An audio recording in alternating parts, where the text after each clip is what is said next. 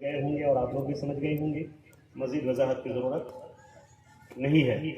اور مزید کچھ پوچھنا ہو کسی کو تو آپ کے یہاں اساتذہ موجود ہیں، ذمہ داران موجود ہیں، آپ کل پرسوں کسی وقت بھی ان سے پوچھ سکتی ہیں، وہ آپ کو جواب دیں گے۔ اب صرف یوں کہا جائے کہ ایک یا 1.5 مقالہ باقی رہ گیا ہے۔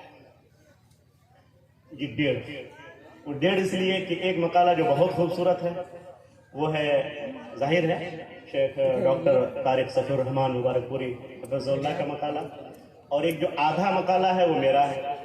وہ آدھا اس لیے ہے کہ بیک وقت دو کام کرنا کتنا مشکل ہے، وہ کام کرنے والوں کو خوب پتہ ہے کہ آدمی نظامت بھی کرے اور مقالہ بھی پیش کرے، نظامت بھی کرے اور تقریر بھی کرے، یہ ٹھیک نہیں لگتا۔ میں نے تو کہا تھا کہ بھائی نہ بولا جائے تو زیادہ بہتر ہے، لیکن حکم ہے کہ 2-4 منٹ ہی صحیح آپ کو بھی پڑھ دینا ہے۔ تو چلیے میں شروع کرتا ہوں، اور نہیں تو میں اس لائق نہیں کہ 2 کام بیک وقت سنبھال سکوں، لیکن بس اتنا کہ کہاں میں اور کہاں یہ نکھرتے گل، نسیم صبح تیری مہربانی۔ میرا موضوع ہے، موضوع سے پہلے نحمدہ و نصلی علی رسولہ الکریم، اما بعد، قال اللہ تبارک و تعالی فی کلامہ المجید، اعوذ باللہ السمیع العلیم من الشیطان الرجیم، بسم اللہ الرحمن الرحیم، ان الدین عند اللہ الاسلام۔ میرا موضوع ہے جو بہت خشک بھی ہے اور اس وقت بہت چلا ہوا ہے۔ موضوع ہے ایکس مسلم ایک نیا فتنہ۔ ایکس مسلم بولنے ہی سے پتہ چل گیا ہوگا کہ موضوع میں کیا کہا جائے۔ ایکس مطلب پرانا، جو گزر چکا، مسلم مطلب مسلمان۔ حالانکہ اس نام کو رکھنے کی قطعاً ضرورت نہیں تھی۔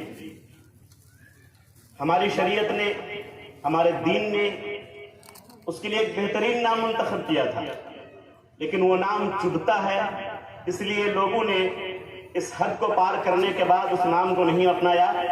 اس دور میں ایک نیا نام اس نے پیش کیا تاکہ یہ نام اس کو نہیں ہم لوگوں کو چبھے، لیکن انشاءاللہ ایسا نہیں ہوگا اور ان لوگوں کے بھوکوں سے یہ چراغ نہیں بجھے گا۔ شریعت نے ایکس مسلم کو جو نام دیا، اس کا نام ہے، وہ لفظ ہے مرتد۔ بہت ہی واضح ہے، اس کی مکمل تاریخ ہے، اور نبی کریم جناب محمد رسول اللہ صلی اللہ علیہ وسلم کے انتقال کے بعد جو سب سے پہلا فتنہ اٹھا وہ فتنہ ارتداد کا تھا، وہ ردہ کا تھا۔ حضرت ابوبکر صدیق رضی اللہ تعالیٰ عنہ کا دور خلافت چل رہا تھا، اور اس وقت انہی مسلمانوں میں سے کچھ مسلمانوں نے جو ابھی نئے نئے اسلام میں داخل ہوئے تھے، جن کا ایمان کمزور تھا، جن کا عقیدہ مضبوط نہیں تھا، ان لوگوں نے زکوٰۃ دینے سے انکار کیا۔ ان لوگوں نے کہا کہ اب اس کی قطعاً ضرورت نہیں ہے، اللہ کا رسول صلی اللہ علیہ وسلم تھے تو اس چیز کی ضرورت تھی، اب اللہ کا رسول صلی اللہ علیہ وسلم اس دنیا میں نہیں رہے، لہٰذا اس کی ضرورت نہیں ہے۔ صحابہ میں اختلاف ہوا، حتیٰ کہ حضرت عمر فاروق رضی اللہ تعالیٰ عنہ نے بھی اختلاف کیا، لیکن حضرت ابوبکر صدیق رضی اللہ تعالیٰ عنہ اٹل رہے اپنے فیصلے پر، اور کہا کہ اس وقت جو اللہ کے رسول صلی اللہ علیہ وسلم کے زمانے میں جو بکری زکوٰۃ میں دیا کرتا تھا، جو اونٹ زکوٰۃ میں دیا کرتا تھا، میں وہ بھی لوں گا، اور جس رسی میں اس کو باندھ کے رکھتے تھے میں وہ بھی وصول کروں گا۔ جنگ لڑی گئی اور وہ فتنہ ختم ہو گیا۔ فتنہ تو ختم ہو گیا، لیکن اس فتنے کے جو آثار تھے وہ باقی رہے، اور آج تک یہ سلسلہ جاری ہے۔ بیچ میں اسی ہندوستان کی سرزمین میں ایکس مسلم یا فتنہ ارتداد کی ایک لہر اٹھی، اور اس میں ایک نمایاں نام سامنے آیا جس کا نام تھا سلمان رشدی۔ اس نے قرآن کے خلاف کتاب لکھی اور شیطانی آیات کا اس کو نام دیا، اور اس کتاب کے اندر اس نے اسلام کے اندر شکوک و شبہات پیدا کرنے کی کوشش کی، اسلام کو بدنام کرنے کی کوشش کی۔ اس کا ایک سلسلہ بنگلہ دیش کی سرزمین پر بھی شروع ہوا، اور لجہ نامی کتاب آئی جس کی لیکھک، جس کی لکھنے والی ایک ایکس مسلم، ایک مرتدہ، وہ تسلیمہ نسرین تھی۔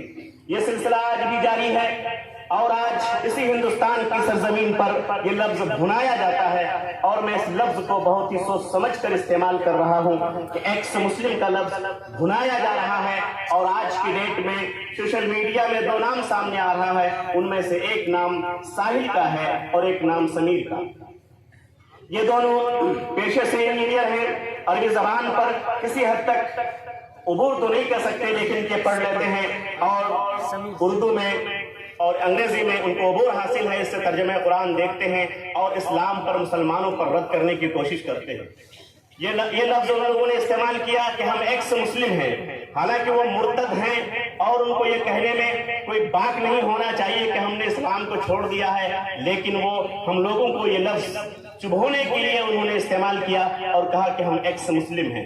اس میں سب سے زیادہ افسوسناک بات یہ ہے کہ اس کا جواب دینے کے لیے جب ٹی وی چینل کے پینل پر لوگوں کو بلایا جاتا ہے، لوگوں کو بٹھایا جاتا ہے، تو اہل علم میں سے اس میں کوئی نہیں ہوتا، بلکہ وہ بکے ہوئے لوگ ہوتے ہیں جن کے نام کے ساتھ عالم کا، جن کے نام کے ساتھ مفتی کا شوشہ لگا ہوتا ہے۔ لوگ یہ سمجھتے ہیں، سوشل میڈیا کے ذریعہ لوگوں کے ذہن میں یہ بٹھایا جاتا ہے کہ اسلام کے نمائندہ لوگ ہیں اور ایکس مسلم کے سامنے یہ اپاہج ہیں، یہ جواب نہیں دے سکتے۔ سچائی یہ نہیں ہے، سچائی یہ ہے کہ اگر ان ایکس مسلم کے سامنے، بلکہ صریح لفظوں میں ان مرتدین کے سامنے اگر اہل علم کو بٹھایا جائے، ان جیسے ہمارے شمس و قمر کو اور علم آشنا لوگوں کو بٹھایا جائے، تو مجھے یقین ہے کہ وہ ایک منٹ بھی نہیں ٹک سکتے۔ بلکہ میں تو یہ کہوں گا ان لوگوں کو چھوڑیے، بلکہ ان کے طلباء بھی اگر ان کے سامنے بیٹھ جائیں تو ایکس مسلم ایک منٹ بھی ٹک نہیں سکتا ہے۔ ان کا بھی وہی جملہ، ان کے بھی وہی اعتراضات ہیں جو پہلے کا چبایا ہوا لقمہ ہے، جو پہلے کے بتائے ہوئے کیے گئے اعتراض ہیں اور جس کا جواب متعدد بار دیا جا چکا ہے۔ میرے بھائیوں، اس سلسلے میں پہلے تو ہم یہ صاف کر لیں کہ یہ ہے کیا اور اس سے ہوتا کیا ہے، اور دوسری چیز ہم یہ بتانا چاہیں گے اپنے اس محدود وقت میں کہ اس کے اسباب کیا ہیں۔ بس انہی دو باتوں پر میں اپنی بات ختم کروں گا۔ پہلی بات تو یہ ہے کہ ارتداد کا ذکر قرآن کریم میں کئی بار آیا ہے، احادیث مبارکہ میں بھی اس کا ذکر ہے۔ پہلے تو لغوی طور پر ہمیں یہ سمجھنا چاہیے کہ مرتد کیا ہے، ارتداد کیا ہے، ردہ کیا ہے۔ ردہ کہتے ہیں کہ ایک آدمی چل رہا ہے، راستے میں اچانک رک جائے اور اس سفر کو چھوڑ کر کے وہ پلٹ جائے، جس کو ردہ کہا جاتا ہے۔ انسان چلے راستے میں، آدھے راستے سے وہ پلٹ آئے تو اس کو ردہ کہا جاتا ہے۔ ایک مسلمان ہے، اسلام کے راستے پر چل رہا ہے، کچھ دیر چلا اور پلٹ گیا، اس پلٹنے کا نام ردہ ہے۔ جو ایسا کرتا ہے اس کو مرتد کہا جاتا ہے۔ ایسا کرنے کے کئی اسباب ہیں۔ پہلا سبب یہ ہے انسان کیوں کرتا ہے، کبھی کبھی وہ استہزان کرتا ہے، مذاق اڑاتا ہے، اور مذاق اڑانا اس کا مقصد ہوتا ہے، اس لیے وہ ایسا کرتا ہے۔ دوسرا سبب یہ بھی ہوتا ہے کہ رینا دل، اس کے دل میں اسلام کے خلاف نرمی نہیں ہے، سختی ہے، وہ چاہتا ہے کہ میں اسلام کو ڈیمولائز کروں، وہ چاہتا ہے میں اسلام کو بدنام کروں، اس لیے وہ ایسا کرتا ہے۔ دوسرا سبب یہ بھی ہے کہ انسان کبھی کبھی بک جاتا ہے، جس طرح سے سلمان رشدی بکا، تسلیمہ نسرین بکی اور ساحل و سمیر بکے، ان کے پیچھے پیسے خرچ کرائے جاتے ہیں اور ان کو بتایا جاتا ہے کہ آپ کو یہ سب کرنا ہے تاکہ اسلام کی دعوت جو چاروں طرف پھیل رہی ہے وہ رک جائے، اس کے لیے کام کرایا جاتا ہے۔ بہرکیف اس کے کئی اسباب ہوتے ہیں، اور ان سارے اسباب میں اہم مقصد یہ ہے کہ انسان اسلام کو چھوڑ کر کے پھر کفر کی طرف پلٹ جاتا ہے، جس کا نام ارتداد، اور ایسا جو کرتا ہے اس کو مرتد کہتے ہیں، جس کو اس وقت لوگوں نے میڈیا میں ایکس مسلم کا نام دے رکھا ہے۔ جو ایسا کرے گا اس کے ساتھ کیا ہوگا؟ قرآن کریم کہتا ہے وَمَن يَرْتَدِدْ مِنْكُمْ عَنْ دِينِهِ فَيَمُتْ وَهُوَ كَافِرٌ فَأُولَٰئِكَ حَبِطَتْ أَعْمَالُهُمْ۔ انسان ایسا کرتا ہے اور پھر وہ اسلام سے پھر جاتا ہے تو اس کے سارے اعمال ضائع اور برباد کر دیے جائیں گے۔ ڈھیر ساری دلیلیں ہیں کہ وہ ظاہر ہے کہ وہ کافر ہو جائے گا اور وہ اسلام میں نہیں رہے گا۔ یہ تو شرعی نقطہ نظر سے ہے جو میں نے آپ کو بتایا۔ اب میں یہ بتانا چاہتا ہوں کہ یہ ہوتا کہ اس کے اسباب کیا ہیں اور کہاں کہاں یہ ہو رہا ہے۔ ان چیزوں کو پیش کر کے میں اپنی بات ختم کروں گا، اپنا مقالہ میں بند کروں گا۔ پہلی بات تو یہ ہے کہ آج کل یہ فتنہ سب سے زیادہ پڑھے لکھے لوگوں میں آ رہا ہے۔ پڑھے لکھے لوگوں میں اس فتنہ کے، ایکس مسلم کے فتنہ کے آنے کا سب سے بڑا جو سبب ہے، اس کا کچھ حصہ ابھی فضیلت الشیخ ڈاکٹر فاروق عبداللہ نرائن کی گفتگو میں آ چکا ہے۔ اس کا سب سے بڑا سبب یہ ہے کہ ہم اور ہمارے نوجوان جو خاص طور پر اسکولوں میں پڑھتے ہیں ان کو پتہ ہی نہیں ہے کہ علم کہاں سے حاصل کرنا ہے۔ جب یہ پتہ ہی نہیں رہتا ہے تو آج کے دور میں، آج کی تاریخ میں، یوٹیوب میں، گوگل میں जहां भी उसको इल्म मिलता है दीन का, जिससे भी मिलता है, उसकी जबान अगर अच्छी है, उसका बोलने का अंदाज अगर अच्छा है, तो उनको लगता है ये इस्लाम का सच्चा दाई है और वो उससे इल्म लेना और दीन सीखना शुरू कर देता है। अव्वलन इन चीजों से परहेज करना होगा और देखना होगा कि आप किनसे इल्म हासिल कर रहे हैं। इस सिलसिले में ये बता देना मैं मुनासिब समझता हूँ कि आप जिस आलिम दीन से भी वाबस्ता हैं, और अगर नहीं है तो आपको होना चाहिए अपने आलिमों से आप पूछें कि हम किन आलिमों की गुफ्तगू यूट्यूब में सुनेंगे और गूगल में किन किन की किताबों को, तहरीरों को हम पढ़ेंगे, किन की तकरीरें हम सुनेंगे। अगर ऐसा नहीं करेंगे तो कब आप एक्स मुस्लिम के चपेट में आ जाएंगे, आपको अंदाजा भी नहीं होगा।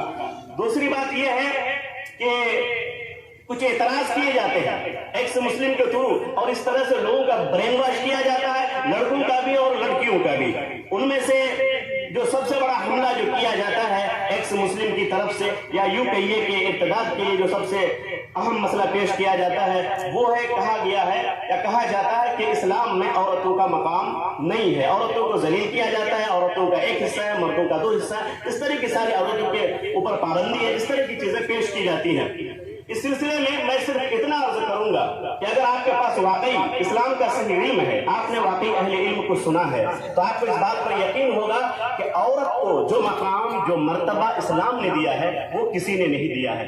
मैंने एक मर्तबा दिल्ली के प्रोग्राम में कहा था, और आज मैं नकल करना चाहता हूँ कि कुरान करीम के अंदर मर्द के एतबार से देखेंगे तो सूरह इब्राहिम है और सूरह मोहम्मद और कई सूरतें वहां पर मौजूद हैं। औरतों के नाम पर भी सूरह मरियम है और बेशुमार सूरतें हैं जो बहुत सारी चीजों के नाम पर है। लेकिन मैं एक बात यहाँ पर अर्ज कर देना मुनासिब समझता हूँ, और ये तारीखी जुमला बताना चाहता हूँ कि कुरान करीम के अंदर सूरतुन निसा तो है, सूरतुर रिजाल नहीं है। ये मकाम कुरान करीम औरतों को देता है, औरतों के जिन्स को देता है कि सूरतुन निसा तो है, सूरतुर रिजाल नहीं है। ये खुसूसियत है इस्लाम में जो मकाम अल्लाह तबारक व तआला ने कुरान करीम के जरिए इन औरतों को दिया है। नंबर 2, जो लोग औरतों की आजादी चाहते हैं वो हकीकत में औरतों की आजादी नहीं चाहते हैं, बल्कि औरतों तक पहुंचने की आजादी चाहते हैं और उसके लिए हर इस्तेमाल करते हैं। आप अगर देखें, दूसरा एतराज उनका यह आता है कि औरतों को, लड़कियों को हिस्सा कम दिया जाता है मीरास में, जिसको अभी आपने फजलतुल शेख से सुना, अब्दुल रकीब साहब से। उस सिलसिले में मैं सिर्फ इतना अर्ज करूंगा कि यकीनन बज़ाहिर आपको लगता होगा कि औरतों को एक हिस्सा दिया जाता है और मर्दों को 2 हिस्सा दिया जाता है, लेकिन मजहब इस्लाम की ये खूबी और खूबसूरती है कि अगर आप गौर करें तो औरतों ही को ज्यादा मिल रहा है। मर्द सिर्फ अपने बाप के यहाँ हिस्सा पाएंगे, औरतें बाप के यहाँ भी हिस्सा पाएंगी और अपने शौहर के यहाँ भी। इसका जिक्र ये लोग कभी नहीं करते हैं। तीसरा नुक्ता जो वो लोग उठाते हैं वो तलाक का है कि इस्लाम में तलाक की इजाजत नहीं बल्कि खुली आजादी है। जब चाहे इंसान तलाक तलाक तलाक तलाक तलाक 3 बार बोल दे और ये रिश्ता खत्म हो जाता है। इस सिलसिले में मैं 2 बातें अर्ज करना चाहूंगा। पहली बात तो ये है कि तलाक के मामले में लोगों को सही इल्म नहीं है। अगर कुरान और हदीस का सही इल्म तलाक के बारे में हो जाए तो यकीनन लोग कहेंगे ये वक्त की अहम जरूरत है, और ये यकीनन उस वक्त तलाक दी जाती है जब जिंदगी गुजारना बहुत मुश्किल हो जाता है, उस वक्त इसकी नौबत आती है। और 3 तलाक को एक साथ देना ही नहीं चाहिए। पूरे आलम में इस्लाम को बदनाम करने के लिए तलाक का जो मसला उठाया जाता है, दर हकीकत कुरान और हदीस के सही इल्म न होने का ये नतीजा है। इस सिलसिले में कुरान और हदीस का सही इल्म अगर दुनिया के सामने पेश किया जाए तो यकीनन वो ये मानने पर मजबूर होते हैं कि अगर ये तलाक न हो तो एक औरत की जिंदगी या एक मर्द की जिंदगी कभी कभी एक आग की तरह होकर रह जाएगी और जिंदगी गुजारना मुश्किल हो जाएगा। यकीनन तलाक अच्छी चीज नहीं है, लेकिन बसा औकात ये मजबूरी आती है कि तलाक न दिया जाए तो ये जिंदगी की जो गाड़ी है ये आगे नहीं चल सकती है, और इसकी आम इजाजत भी नहीं है, उसके हुदूद शुरूत और कवायद है। इसलिए और दूसरी बात मैं ये भी कहना चाहूंगा कि जिस तरह शरीयत में तलाक मर्दों का हक बयान किया जाता है, पेश किया जाता है, वहां पर यह एक से मुस्लिम एक चीज को छुपाते हैं, वो ये है कि खुला भी शरई हुक्म है जो औरतों को दिया गया है ये हक कि मर्द जिस तरह से तलाक दे सकता है, औरत भी अगर किसी मर्द के पास नहीं रहना चाहती है तो वो खुला करा सकती है। लेकिन एक्स मुस्लिम और दीगर लोग जो लोग इस्लाम पर एतराज करते हैं वो पहले हिस्से का तो जिक्र करते हैं कि औरतों को तलाक देके घर से निकाल दिया जाता है, लेकिन इस हक का जिक्र नहीं करते कि औरतों को भी हक दिया गया है, अगर मर्द जुल्म कर रहा है वो न रहना चाहे तो उसको छोड़ करके अलग होकर के बेहतरीन जिंदगी वो गुजार सकती है। उसी तरह से